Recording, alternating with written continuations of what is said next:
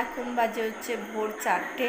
আমরা 4টে থেকে উঠে ভোরের বেলা আর কি ঘুম ঘুম চোখে আমি আর মামনি দুজনে মহালয়া দেখছি। তোমরা কারা কারা আর কি এই সময় মহালয়া দেখছো কমেন্টে কিন্তু জানিও।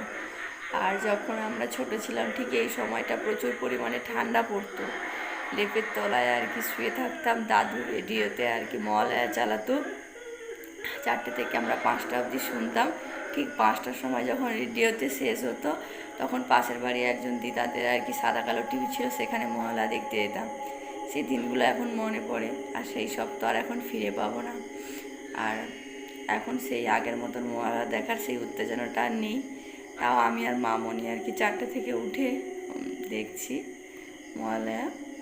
তো তোমরা কারা কারা দেখছো কমেন্টে জানিও। এখন যেন আজকের মনে হচ্ছে একটু পুজো পুজো ভাব, হালকা ঠান্ডা ঠান্ডা মতো, বেশ ভালো লাগছে। ভালো লাগছে, ঘুম ঘুম চোখে তো কী বলে দিচ্ছি বুঝতে পারছি না। সবাইকে জানাই শুভ মহালয়া, সবার খুব ভালো কাটুক। মহালয়া মানে দেবীপক্ষের সূচনা হয়ে যাচ্ছে, তো সবার পুজোটাও যেন খুব ভালো কাটুক এই কামনা করি মা দুর্গার কাছে।